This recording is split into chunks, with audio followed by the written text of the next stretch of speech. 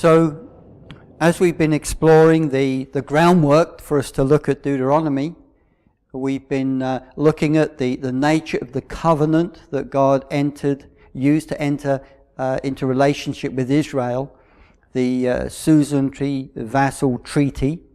But also, I've mentioned that it was a law code. It was a system of law whereby Israel would be able to function as a nation. And often we can miss that when we read these law books, because what we can read is just a whole load of what may to us be burdensome rules and regulations, and it can help us to maybe shift our perspective, so when we read the different laws, we're able to connect to them as laws for a nation rather than what other perspective we may have. So I've spoken already about a lot of the laws are related to the way Israel should function in their religion. Now, of course, as new covenant believers, looking back at the different sacrificial systems and laws for the Day of Atonement and other things that you've explored, we know that these are pointing to the work that Jesus is going to do in his redemptive acts, in bringing about our forgiveness of our sins. And so there's always that sort of a wonderful dimension to this.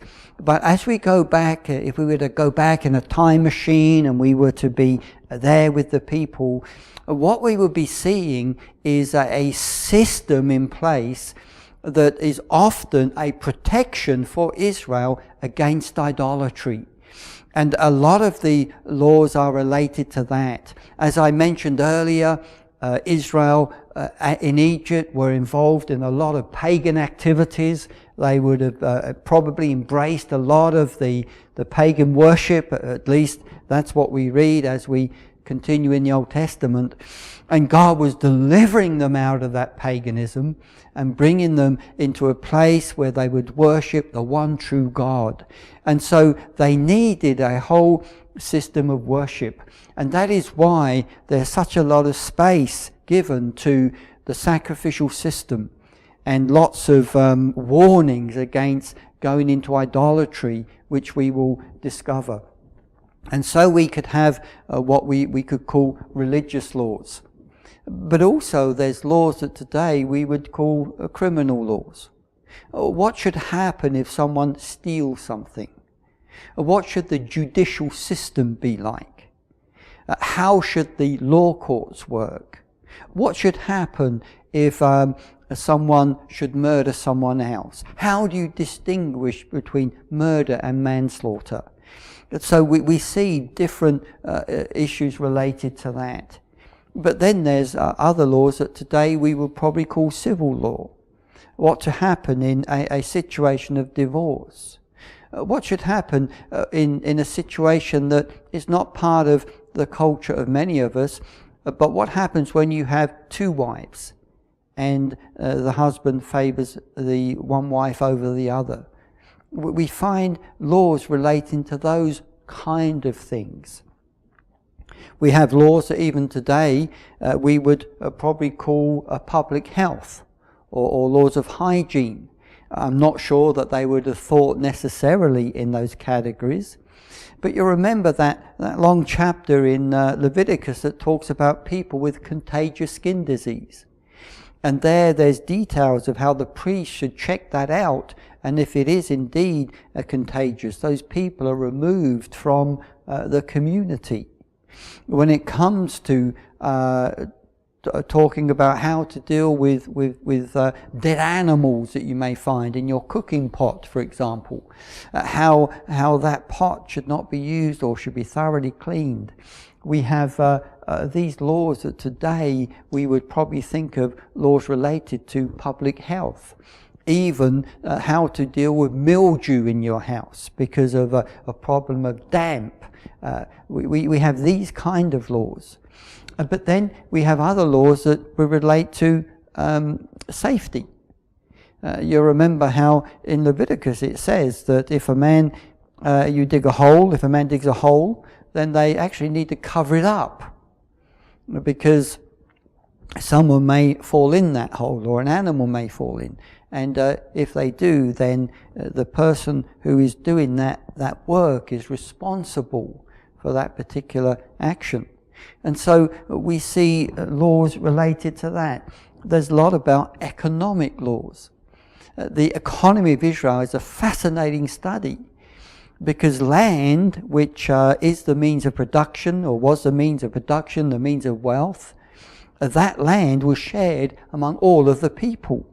Unlike the Canaanites, where the king owned everything and maybe would let some of his rich underlords have land, this land was distributed among the people. And as I said, land was a means of wealth.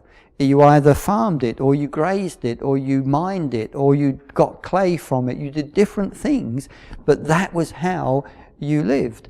And that was given to all of the people, and land was not for sale. It was not a commercial entity. The most you could do was lease it. Another thing was the commercial loan was not allowed.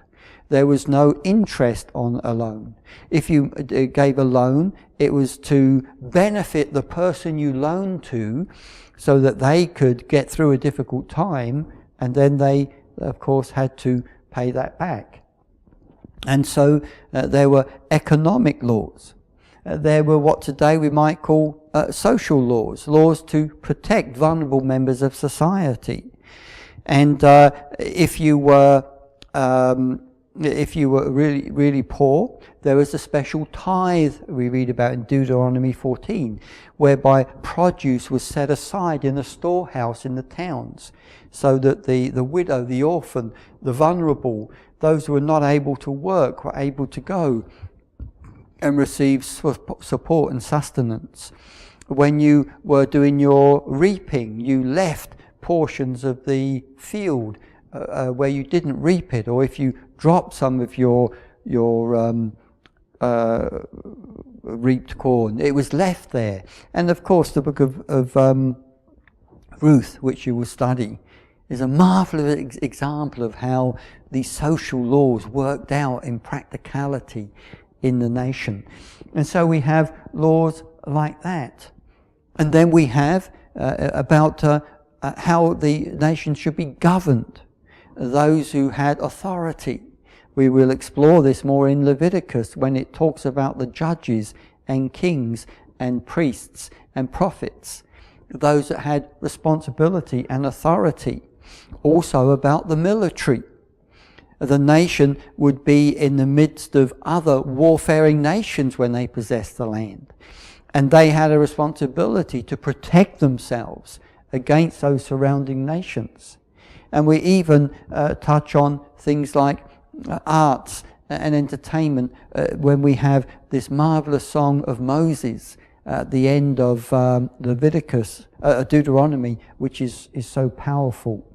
It talks about family and those family relationships and those connections as well.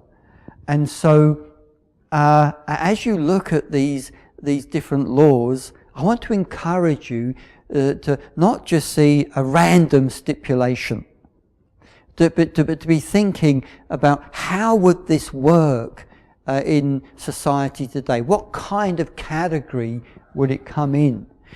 And for those of us here in Youth with a Mission, you'll know about the 7 spheres of influence. Those spheres which are in every society, whether it's primitive or complex. And it's these spheres that have influence in all different areas, that of family and religion, education, economics, business, government, media, and celebration. And it's can be a good practice to bear some of these categories in mind, and then it helps us not just look at a big block of law, but rather to be able to engage with each one and reflect on it. Firstly, what it meant in ancient society and how it benefited them. And then, as we're going to see in a subsequent lecture, how we can make that relevant for today. And so I just want to underline how God or Moses, God through Moses, emphasizes that the laws were always for the good of the people. Now he says this 3 times, at least in Deuteronomy. Chapter 4, verse 40. There he's talking about them, about his heart towards them, that how they should keep his statutes and his commandments.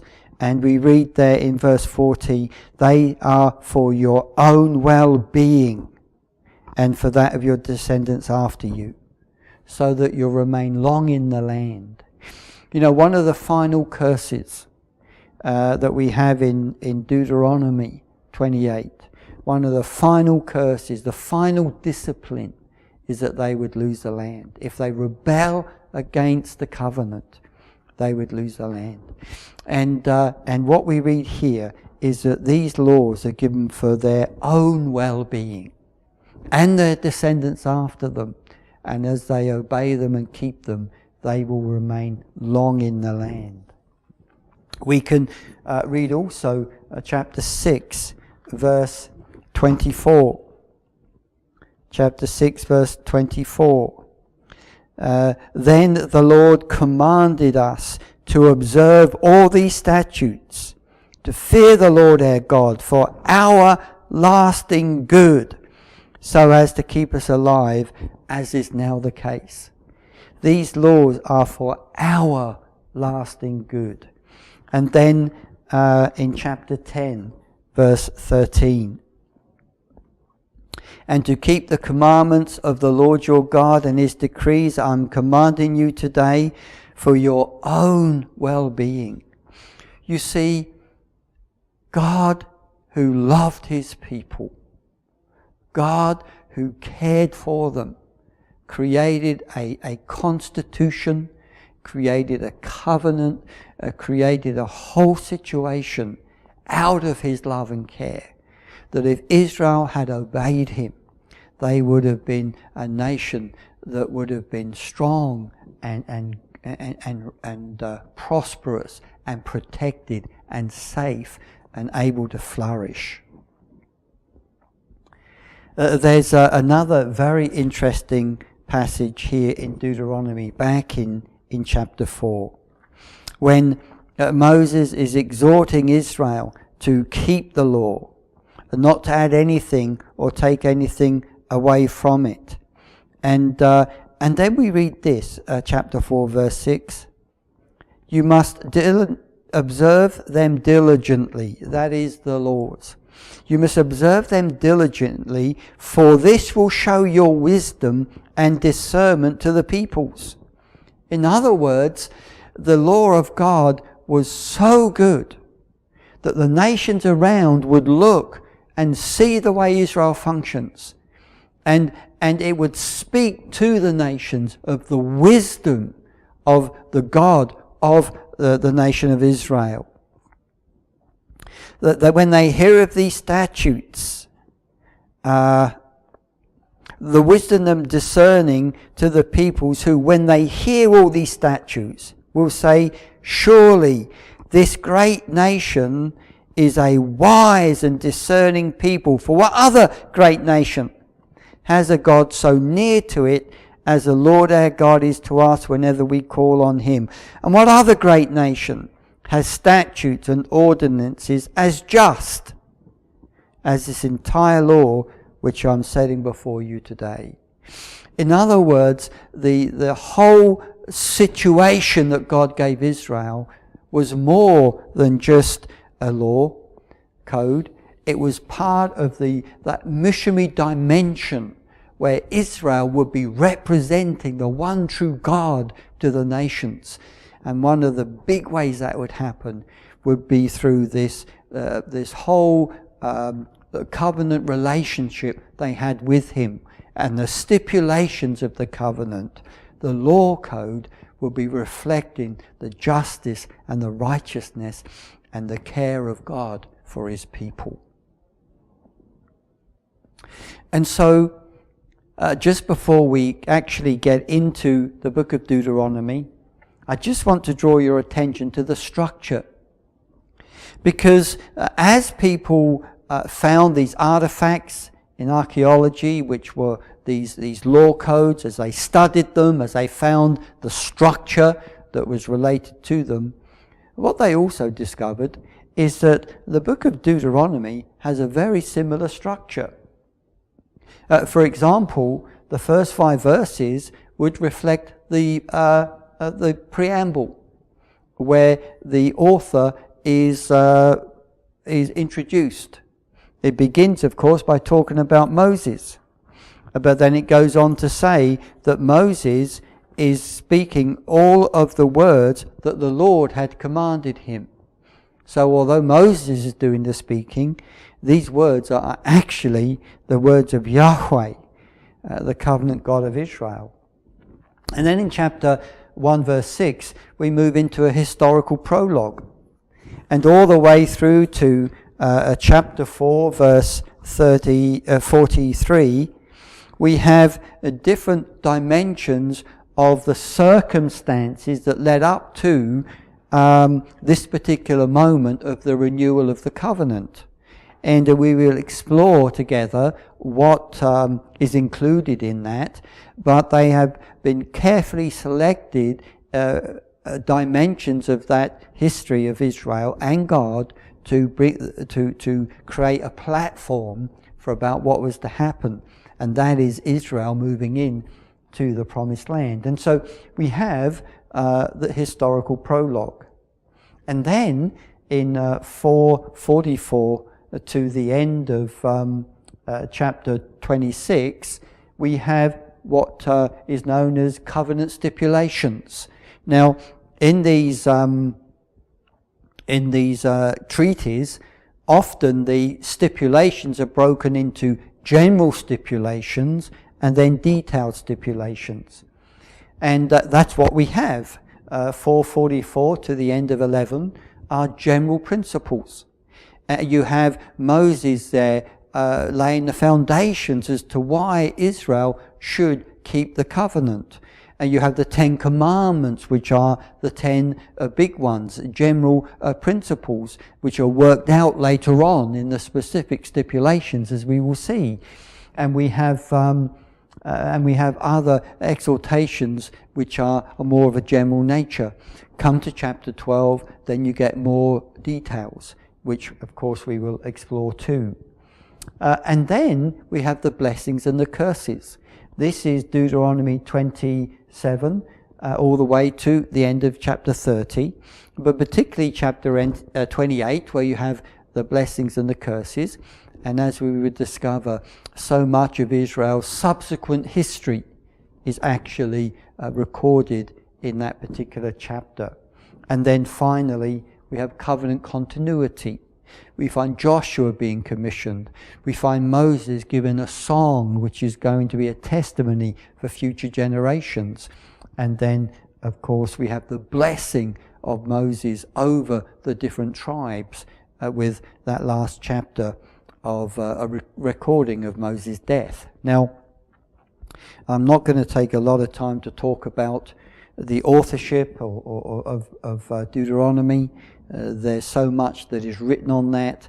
I think a lot of it has been believed over the years, but now more and more scholars are rejecting Deuteronomy as being a late document. I have the conviction that this did mostly come from Moses. It was at the time of the Exodus. It was there in the wilderness. And but of course the last chapter, that was a postscript written by some other scribe at a later date to finish the book. To me, as I've looked at this, I think there's strong evidence of the Mosaic authorship of Deuteronomy. And so we have the structure of Deuteronomy that's completely keeping and in line with the suzerainty covenants. They just this match. But I want to say also that I do think there's something more going on, and I've mentioned this actually already. Before the covenants were found in archaeology, these treaties, when people looked at Deuteronomy, they weren't aware of all of this, and what they saw were Moses preaching his heart out. And I still think that this is part of Deuteronomy. But often people would say there were 3 different sermons that Moses preached, chapter 1 through the end of chapter 4, and then 5 through 28, and then the last part. And I think that there's something in this, because what we have here is not simply a law code. As you read it, you can read of the passion of Moses, his heart reaching out to the people, longing that they would obey the Lord, longing that they would be able to be obedient and prosper. And so it's as if Moses is speaking to this new generation who are about to do the thing the previous generation failed to do, and he's longing that they would succeed, longing that as they settle the land, they would be able to prosper for many, many generations. And so it reminds me of Jesus' upper room discourse in John 13 through 16, when he's talking to the disciples before he was about to face the cross.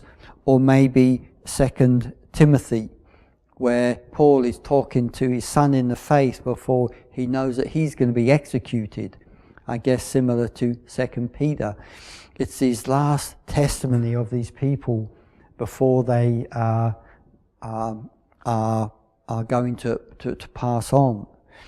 And when you come to Deuteronomy, we find that the word here is around about 50 times, as Moses in his passion is saying, Israel, listen, hear what I'm saying. 177 times you get the words do, obey, or keep the law. So the real emphasis there of keeping the law. And then this lovely phrase comes a few times, remember and do not forget. And so you see Moses, don't miss that. Don't miss the passion. Don't miss the heart of Moses as he is restating the covenant and giving this new generation an opportunity to renew the covenant that their parents had made at Sinai. Don't miss that it's more than just a cold clinical document, but something filled with passion. And Moses, I believe, is expressing the heart of God. That's the big thing. He's expressing the heart of God, that this people would obey him. Because if they obey him, there's no end of blessing and safety and prospering that would come to them. Just to say that Deuteronomy is the foundation of the rest of the Old Testament history, because you see everything that Israel does is related back to this covenant. This covenant is a foundation. When Israel kept the covenant, they were safe and they prospered. You see this in Judges. You see this in Samuel and Kings. When they disobeyed the covenant, so the curses, the disciplines of the covenant were upon them. The discipline of famine, the discipline of being overrun by their enemies, the discipline of plagues or pestilence. These things would come upon them. And when they repented, then that changed. And sadly, ultimately, they lost the land. But it wasn't before the prophets came. And when the prophets came, they were in contemporary language restating the stipulations of the covenant. They were reminding people of the consequences of disobedience, and they were bringing that into a very contemporary situation. And so when it comes to the historical portion, the prophets, we find that these are rooted in this covenant, in the book of Deuteronomy. And so this now sets us up nicely where we can begin to look at the book of Deuteronomy itself.